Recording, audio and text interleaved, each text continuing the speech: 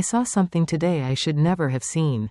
My own son, Mark, the man I raised with so much love, rifling through my documents like a thief in my own home. And the worst part is he doesn't know I saw him. He doesn't know the security camera I sent to be repaired is working perfectly again. It all started 3 days ago when I called the technician, Tom Miller, to fix the surveillance system. It had been broken for weeks and I felt vulnerable, a 68-year-old woman living alone. After Mark and his wife Ashley insisted on moving in with me to take better care of me. How bitterly ironic. I completely forgot to mention to them that I'd hired someone for the repair. I was so used to them controlling every aspect of my life that it simply slipped my mind. Thank God it did, because otherwise I would have discovered the truth too late. This morning, after Mark supposedly left for a job interview and Ashley went to the grocery store, I decided to check if the cameras were working on my phone. Tom had installed a new app that let me see the whole house in real time. At first I thought I would test it later, but something urged me to do it immediately. I tapped the screen and there they were, crystal clear images of my living room. My heart stopped. Mark and Ashley hadn't gone anywhere. They were right there with my documents spread across the coffee table as if it were their personal office. Mark held my folder of important papers, the one I always kept locked in my bedroom desk. Ashley held pages up to the light, examining them one by one. They moved with the familiarity of people who had done this before Tuesday morning arrived with a heavy stillness that made the air feel thicker than usual. From the screen of my phone, I could see Ashley sitting cross-legged on my couch, her laptop open, a half-empty mug of coffee beside her. Mark was pacing back and forth, running his hand through his hair the way he always did when he was nervous. The sight was painfully familiar, except now. I wasn't watching my son think through a career decision. I was watching him plot a crime against his own mother. Todd says he's got the documents ready, Ashley informed him, eyes still on the screen. He just needs the original deed to make the signature comparisons. What if Mom notices it's missing? Mark asked, biting his nails, that same childish habit I used to scold him for when he was 10. Ashley looked up, smiling that cold, serpentine smile I had come to know too well. Mark, your mother's 68. She hasn't looked at those documents in months. We'll just borrow it for a few hours and return it before she even notices. Borrow it. The way she said it made me shiver. They were talking about stealing the deed to my home as if it were a library book. But what if? Mark stopped mid-sentence and looked toward the kitchen, where I was supposedly making lunch. What if she gets suspicious? I've noticed her being more attentive lately, like she's watching us. My heart jumped into my throat. Had I been so obvious? Did they suspect something? Ashley laughed with open disdain. Mark, please. Your mother spends her days watching soap operas and talking to herself. If she were so attentive, she'd have noticed you've been lying about that job hunt for the past 2 weeks.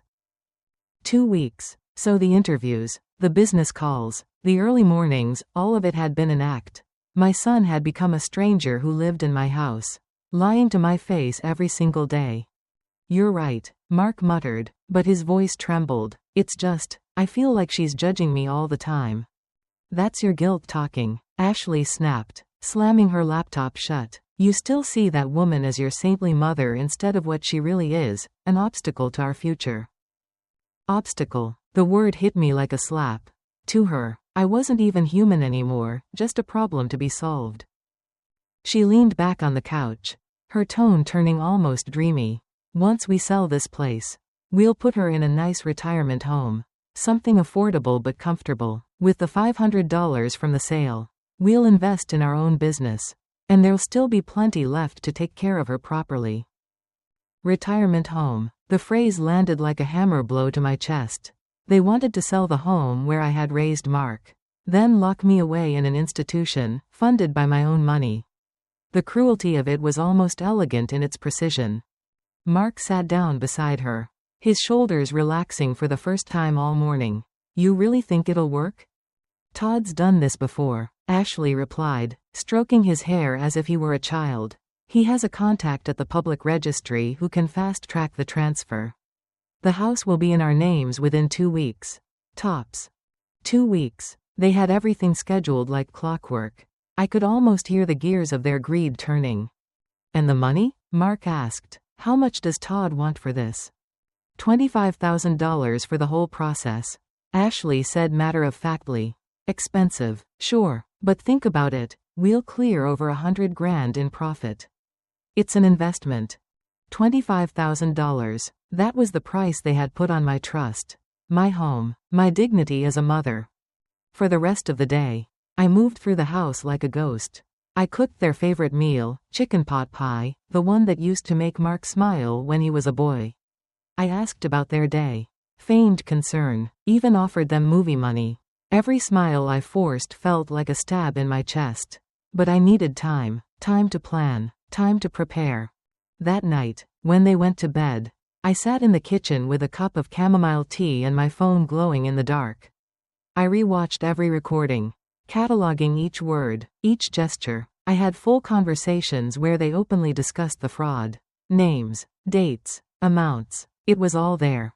I had enough evidence to destroy them. And yet, something stopped me from calling the police right away. Maybe it was the small, aching hope that Mark would come to his senses. Or maybe I needed to understand how far he was truly willing to go before I burned that last bridge forever. The next morning, rain drummed softly against the windows, a gray, gentle sound that felt like the house itself was crying. Mark and Ashley ate breakfast in silence, exchanging glances that made my stomach twist. Something was about to happen. Mom, Mark finally said, setting down his coffee cup. We need to talk to you about something important. Here it was, the moment they'd been planning for. Of course, sweetheart, I said calmly, taking a seat across from them. What is it? Ashley cleared her throat and placed a folder I didn't recognize on the table. Linda, we've been thinking about your future, about your financial security. My financial security? I repeated, feigning confusion. Yes, Mark said, taking my hand with a tenderness so false it made me sick. We've been looking into wills. Insurance, you know, the kind of things everyone your age should have in order. He gestured toward the folder. Ashley pulled out a stack of official-looking papers, each one covered in dense legal text. A lawyer friend of Mark's helped us prepare everything. She explained, they're just standard forms, nothing complicated. I knew it had to be Todd's work. His fingerprint was all over it, deceit written in the margins. What kind of documents are these? I asked, keeping my tone light. Basically, Mark said, it's to make sure that if anything happens to you, your will and the ownership of the house are legally in order. It also includes authorization for us to handle your medical and financial affairs if you ever can't do it yourself. Authorization. They wanted power of attorney, control over my life. It's for your own good. Ashley added sweetly, imagine if you had an accident or fell ill. Without these papers, Mark wouldn't be able to help you with anything legal. They slid the documents toward me. I skimmed the pages. My eyesight wasn't what it used to be.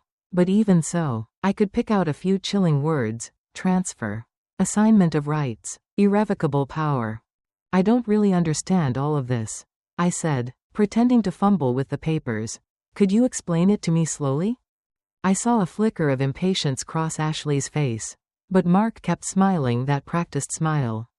Mom, it's just boring technical stuff, he said. You only need to sign here, here, and here. He pointed to 3 little X's that stared up at me like traps. The lawyer says it's urgent, Ashley added, because of new tax laws that could affect you if you don't update your documents before next month. Lies, layered lies. What if I want to read everything first? I asked. Ashley's expression tightened. Linda, it's over 20 pages of legal jargon. It would take you days to make sense of it all. As Mark said, it's urgent. You can trust us.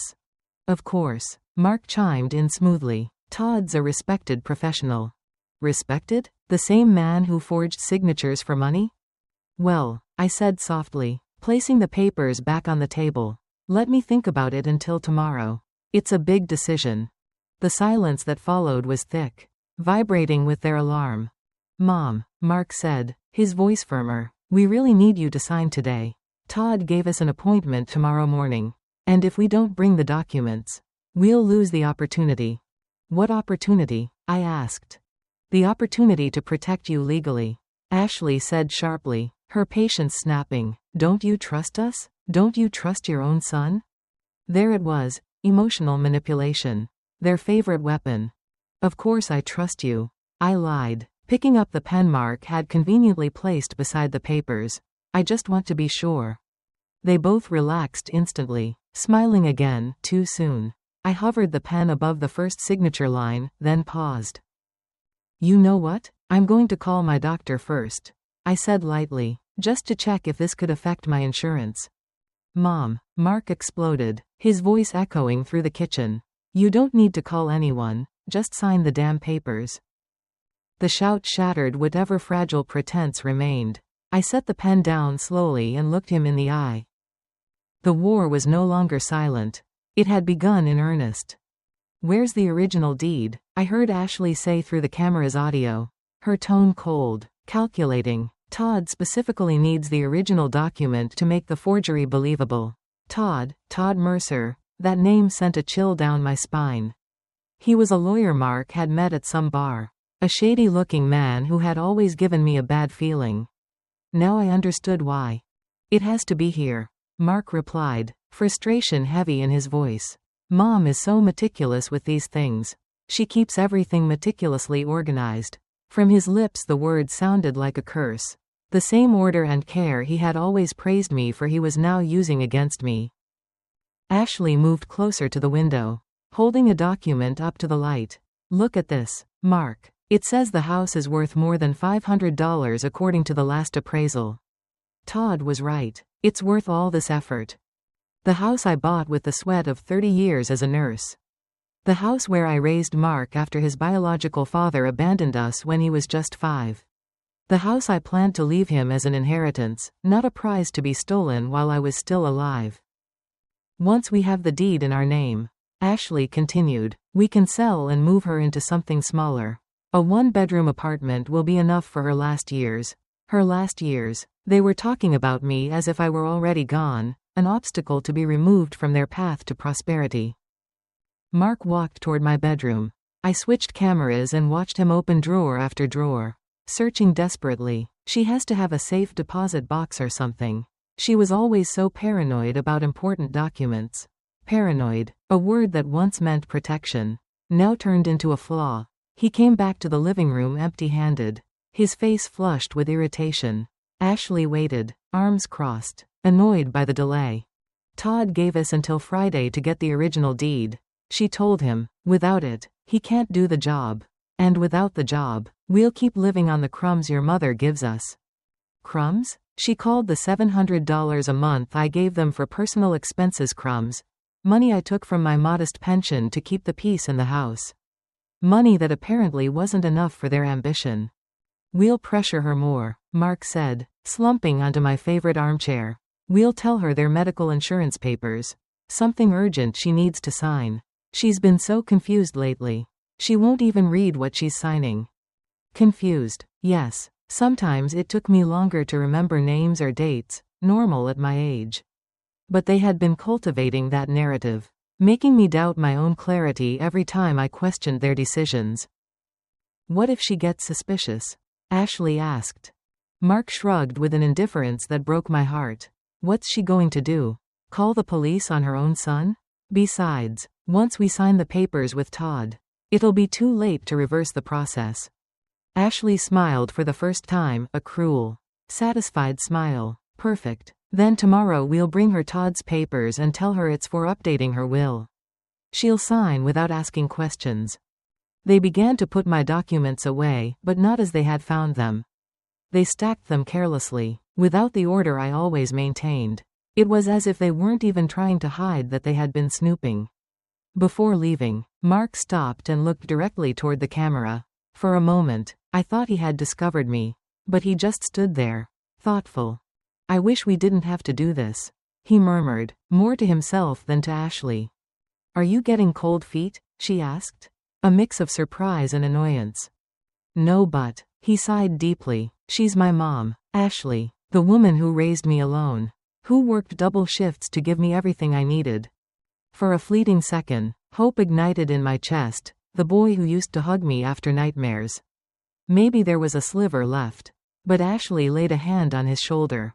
Mark, think about our future. Think about the kids we want to have. Are we going to depend on an old woman who gets more senile every day?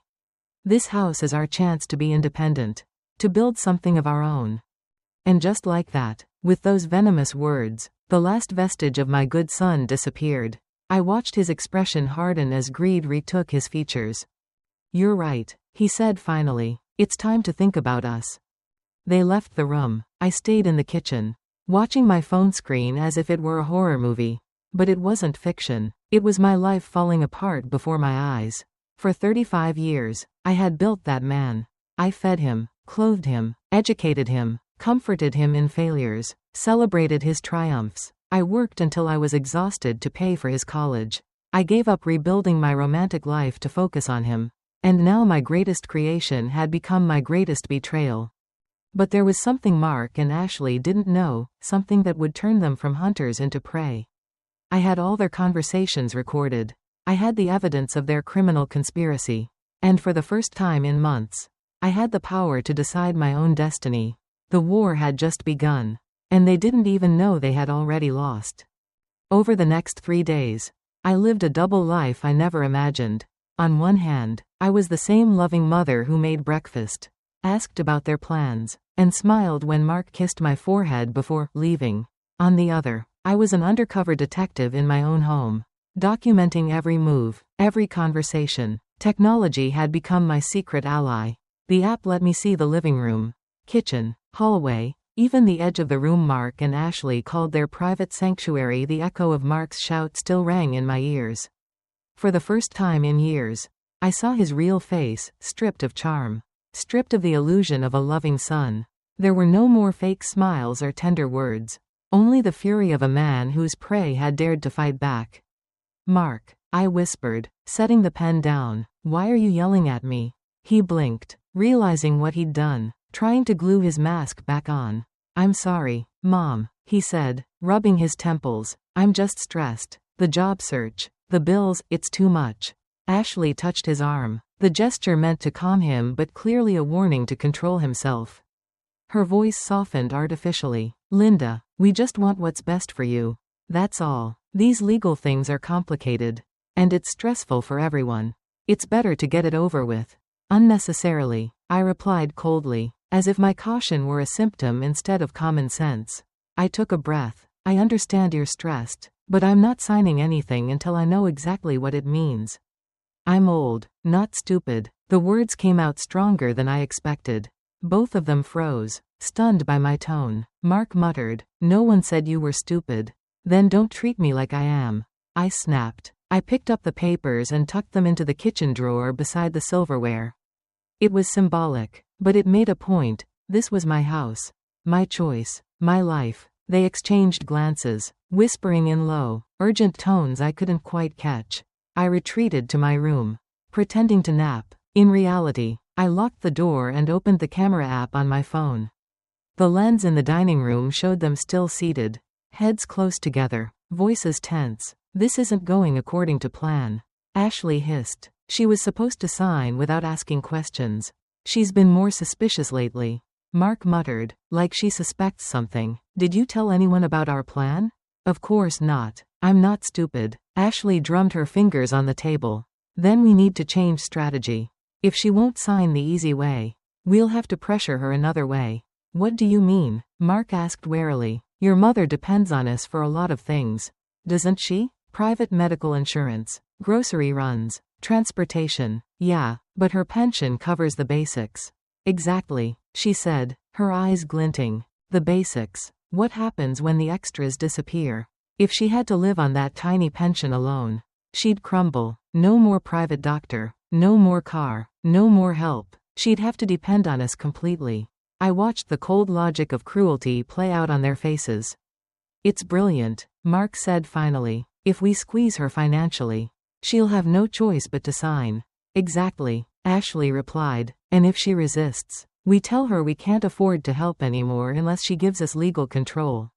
It'll sound like a sacrifice we're making for her benefit. They laughed quietly together. Two conspirators mapping out my ruin over coffee. I had to cover my mouth to keep from crying out. They got up, moving around the kitchen like nothing had happened, already putting their plan into motion. That afternoon, I pretended to watch TV while they executed phase 1. From my seat, I heard Mark call the insurance company. Yes, I'd like to cancel Linda Jones' supplemental medical policy. Effective immediately, he said confidently. I'm her son, I have authority. A lie. He had no such right. But the company didn't question it. Meanwhile, Ashley sat at the counter with a notebook, calculating each expense they planned to cut. Private meds, transportation, groceries, cleaning service, all gone by tomorrow, she said. We'll tell her it's temporary. That we're struggling. And if she doesn't budge? Mark asked. Then we keep tightening until she breaks. She's used to a certain lifestyle, she won't give it up easily. They were wrong about that. They didn't understand what I had already decided. I would rather live simply and alone than hand over my freedom.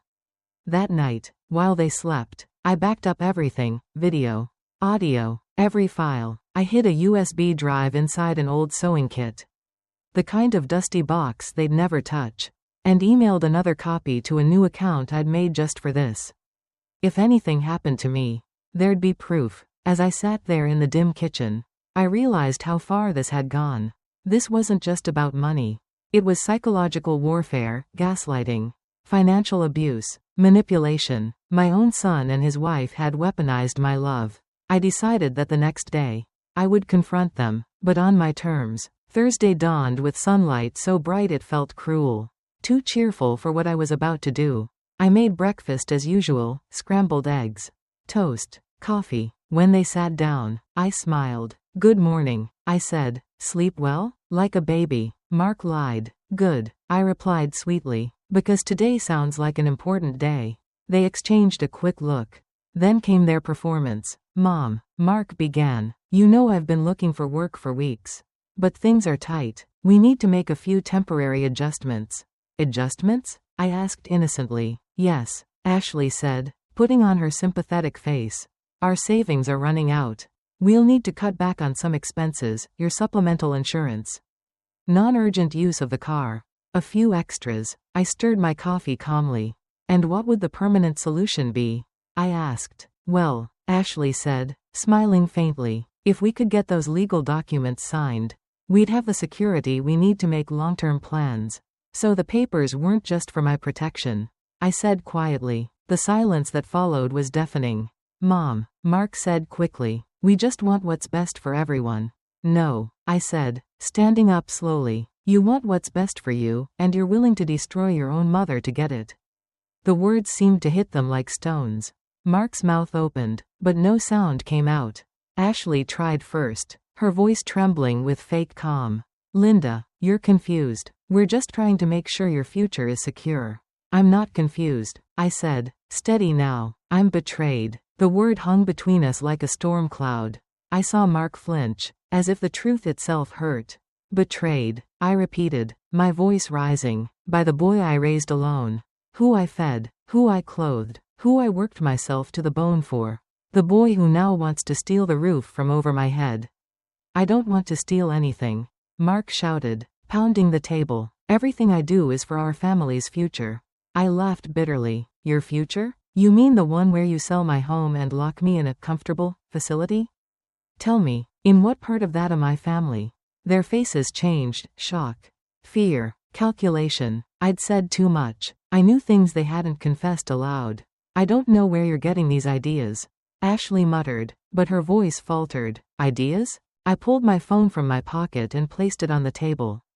Would you like me to remind you of your exact words about finding something affordable but comfortable for my last years? The color drained from her face.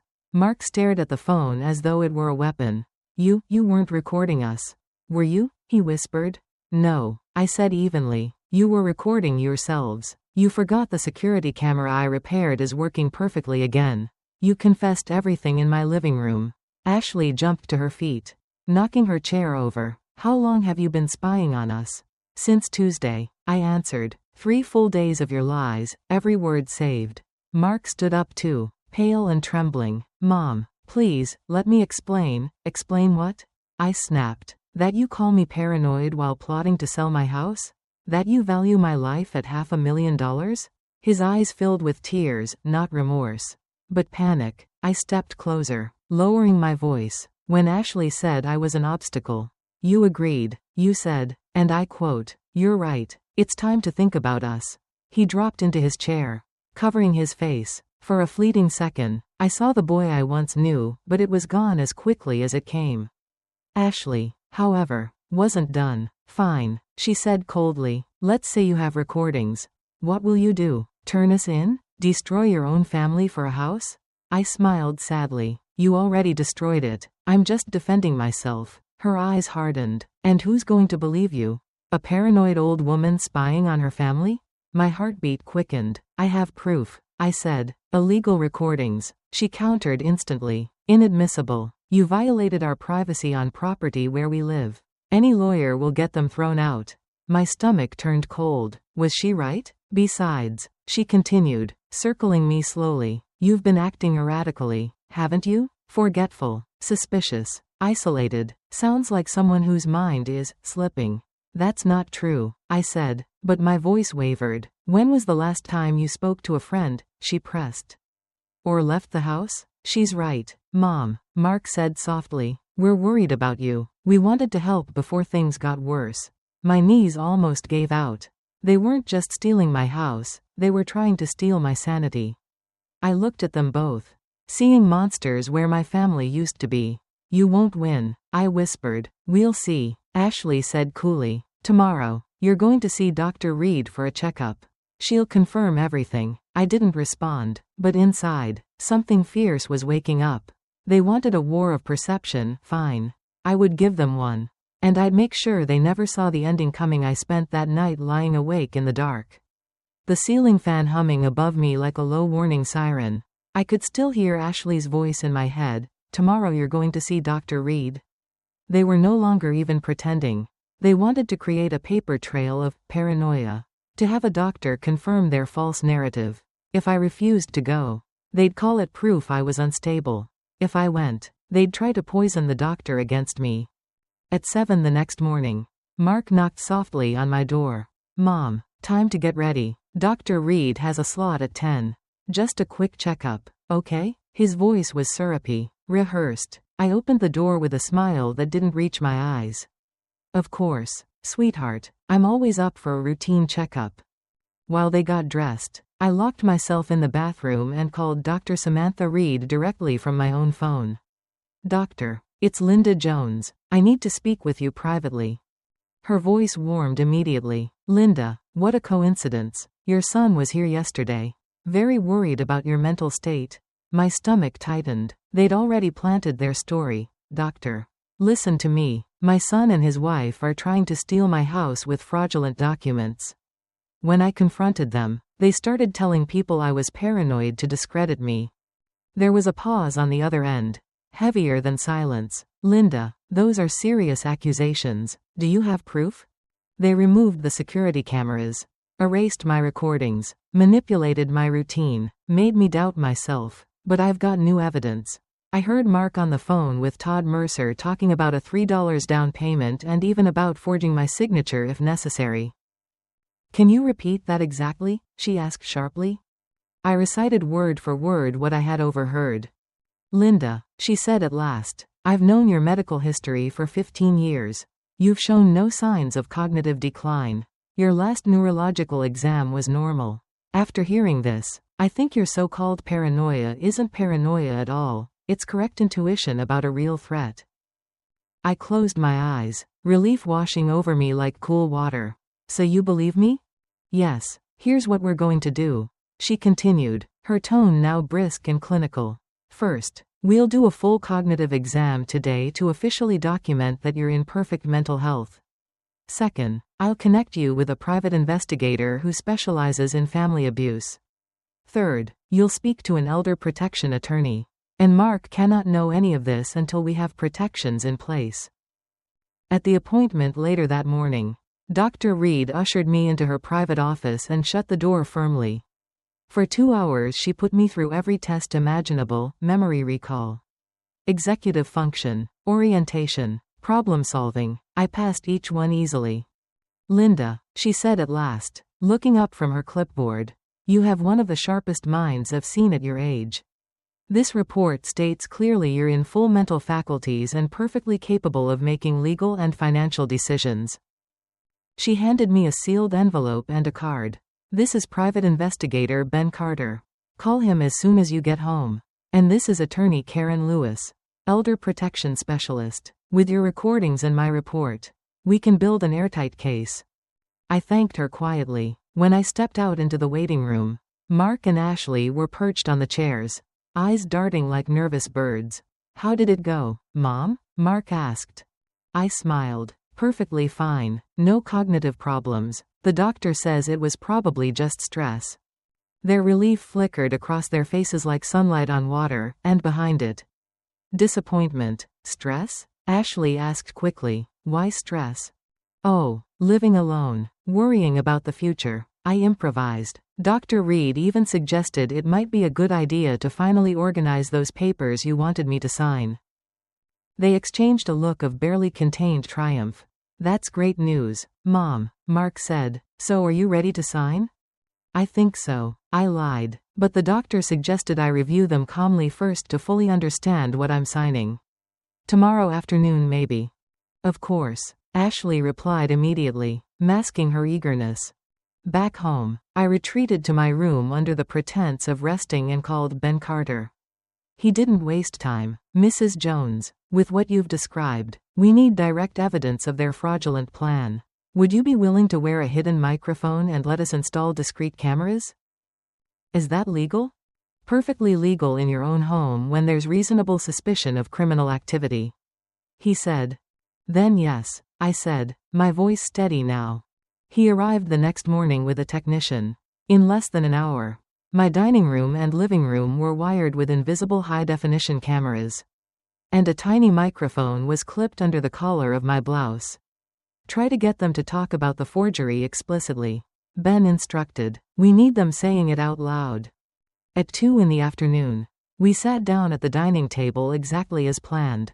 Mark had spread all the papers neatly across the table, and Ashley placed a pen next to each page requiring a signature. All right, Mom, Mark began with exaggerated patience. We're going to review each document so you understand exactly what you're signing. Perfect, I replied, discreetly adjusting my blouse so the microphone caught every word.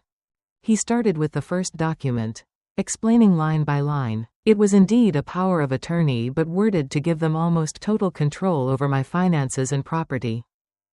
This would allow us to handle your affairs if you ever couldn't do it yourself.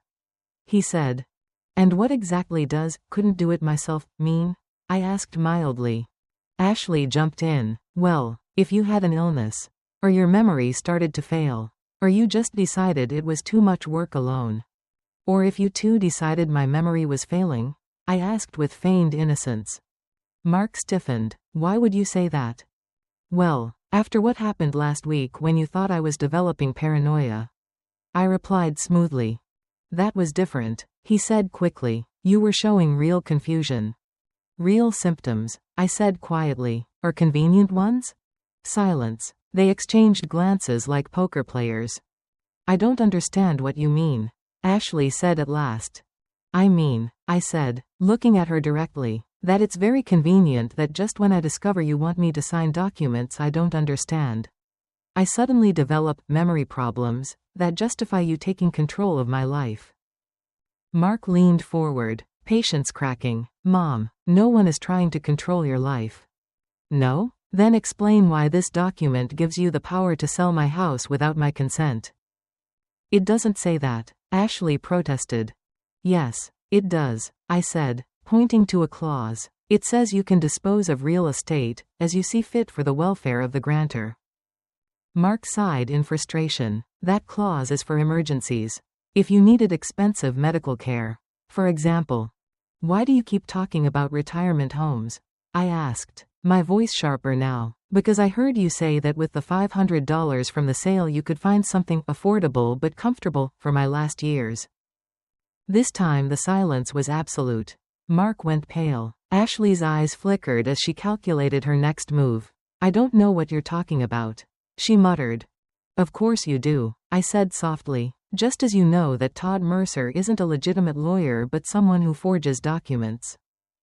Mark abruptly stood up. Where did you hear that name? On your phone call yesterday morning, I answered. When you told him the old lady was more alert than expected and that Ashley could forge my signature if necessary. The mask fell completely. Mark stared at me with a mix of panic and fury.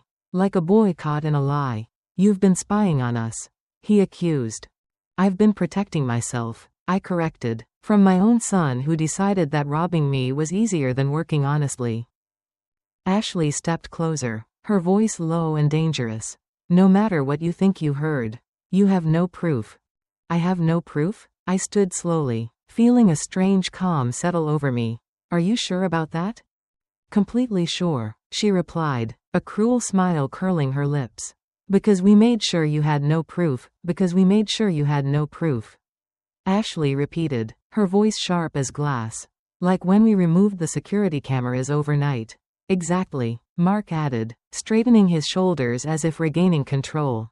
Like when we erased all your imaginary recordings and replaced your USB drive. And like when you faked alibis for Tuesday morning? I asked, my voice still calm. That too, Ashley said, smiling coldly. Mark never had job interviews. He was right here with me, planning how to handle a meddling old lady. And those WhatsApp messages with companies? Fake. It's incredibly easy to fake conversations when you know how. So you admit it was all a setup to make me believe I was crazy. I said quietly, we admit you're a stupid old woman who almost ruined a perfect plan. Ashley snapped, but it doesn't matter because in the end you're going to sign these documents anyway. And if I refuse? I asked. Mark smiled with pure malice. Then we'll have to resort to Plan B. A fake medical certificate declaring you incompetent. We have contacts who can arrange that for the right price. We'll put you in the cheapest place we can find and sell this house to finance our future without you. His voice had gone icy. Because frankly, Mom, you've already served your purpose in our lives. There it was, their complete confession. Every crime, every plan, I see, I said simply, and you feel absolutely no remorse for betraying the woman who cared for and loved you. Mark gave a bitter laugh. Remorse? For a woman who had us living on her crumbs? This house is worth a fortune and we've been living like beggars waiting for your handouts. Handouts of $700 a month.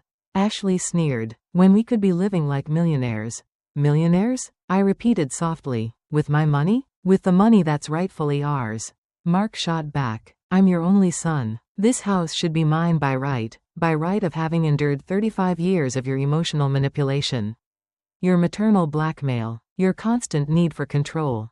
I walked slowly toward the window, looking out at the yard where I had once taught Mark to ride a bike. Where we had played together when he was little. So all of this is my fault? I asked. Completely your fault, Ashley confirmed. If you'd been a less selfish mother. If you'd given us access to your money voluntarily. None of this would have been necessary. I turned back to face them. Well, I said calmly, I guess now I completely understand who you really are. Mark held out the pen.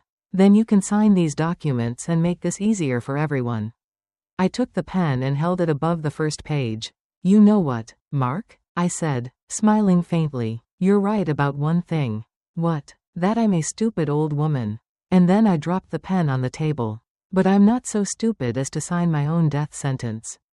The look of confusion on their faces lasted 3 seconds before the front door opened and Private Investigator Ben Carter, 2 uniformed police officers, and Attorney Karen Lewis stepped in.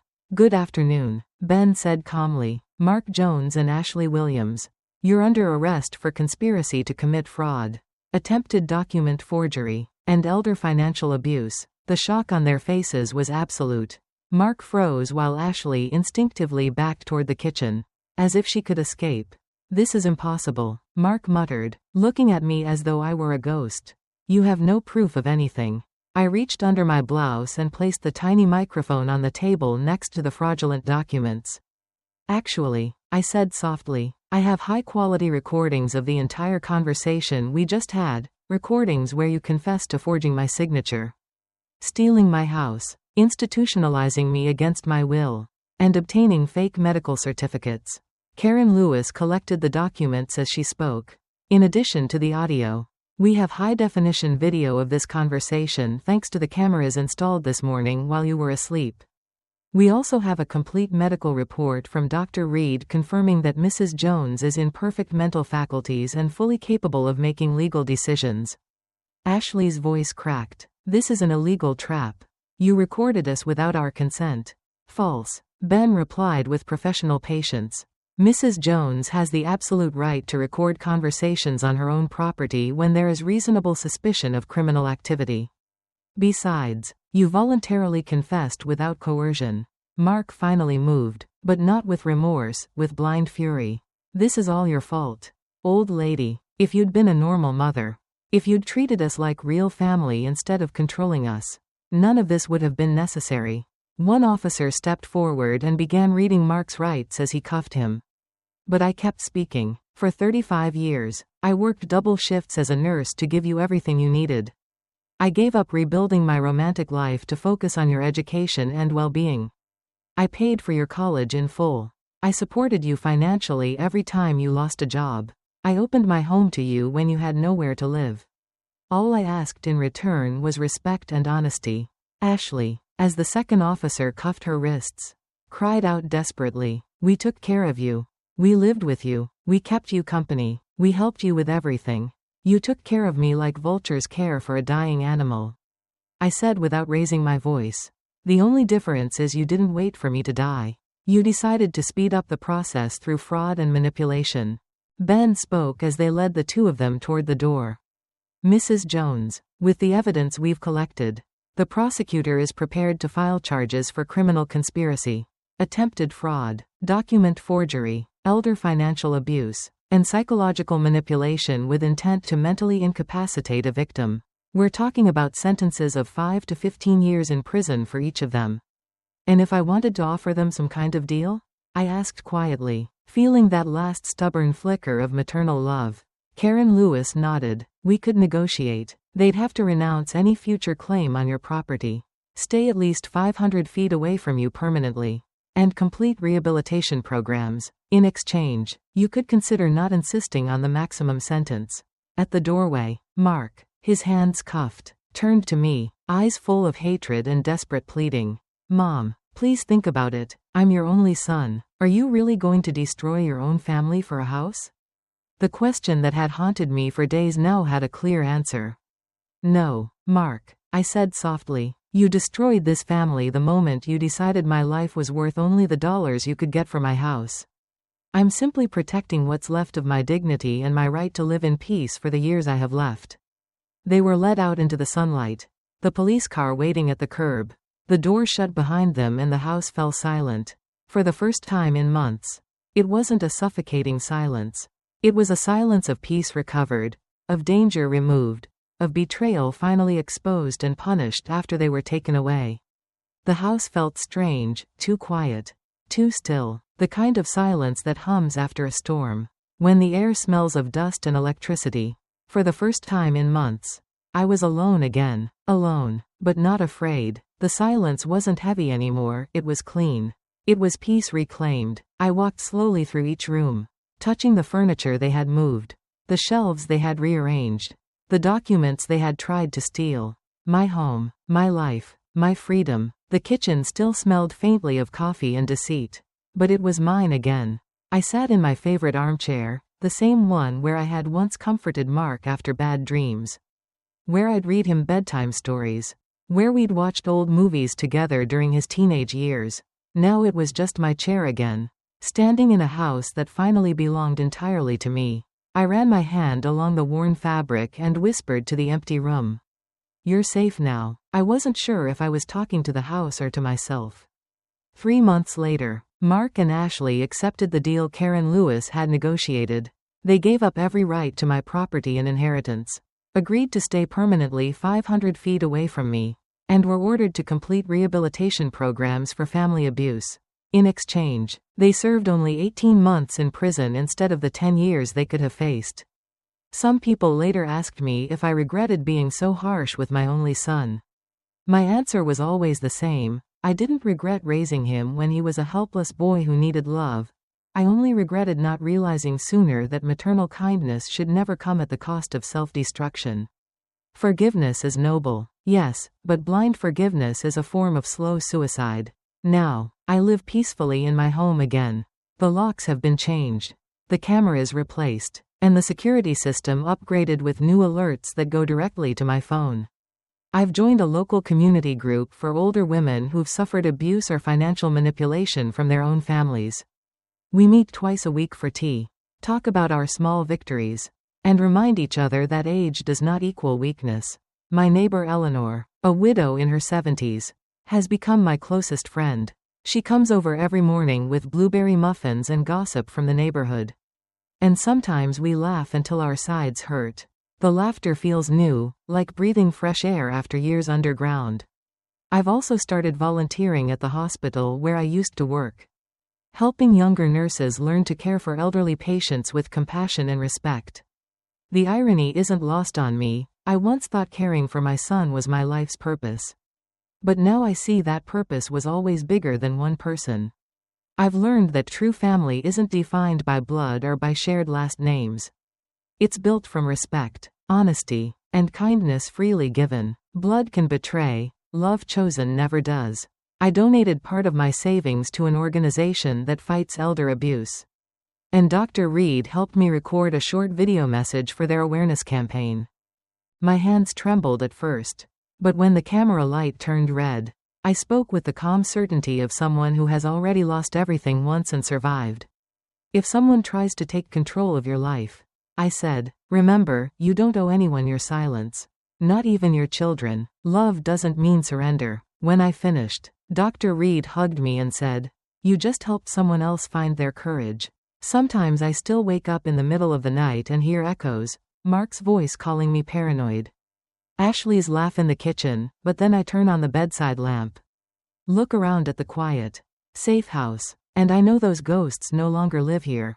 They're memories, not threats. On Sunday afternoons, I tend my small garden behind the house. The tomatoes are ripening beautifully this year. And the roses Mark once planted as a child are blooming again, thick red petals. Wild and defiant. Maybe, in some way, they forgave before I could. When the evening light filters through the kitchen window, painting the room gold, I sometimes whisper to the shadows, I forgive you. But I will never forget. And I mean it, because forgiveness, I've learned, isn't for the ones who hurt you, it's for the ones who survived them. I sit by the window with a cup of tea and the camera app open on my phone. Not because I'm afraid anymore, but because I finally understand the value of vigilance. Peace isn't given, it's protected. Independence isn't an accident, it's a choice renewed every day. And when I think of Mark, I don't see a son anymore, I see a lesson. A painful, necessary lesson that taught me to love myself the way I once loved others. To build boundaries where I once built altars. To trust, but never at the expense of my freedom. Sometimes, at night, I play soft jazz on the old radio and write letters I'll never send to Mark. To Ashley. To the woman I used to be before this war began. Dear Linda, one of them starts. You did it. You survived. You fought for your life and won. And when I finish writing, I fold the page carefully, set it beside the lamp, and smile to myself. The woman staring back from the reflection in the window isn't the fragile old lady they thought they could manipulate. She's stronger, wiser, and infinitely freer than the one who started this story. Sometimes, to save yourself, you have to be willing to lose the ones you thought you loved the most. And I did. And I am free. Did you like my story? And which city are you listening from tonight? I'd love to meet you in the comments below. If you enjoyed this story, you can support me by sending a super thanks. It truly helps me keep creating more real-life stories like this one. Thank you so much for your kindness and for always being here. Your comments mean the world to me. On the screen right now, you can see 2 new life stories that I think you'll absolutely love. There's so much more waiting for you on my channel, so don't forget to like, subscribe, and turn on the notification bell to never miss the next story. See you in the next life story, with love and respect.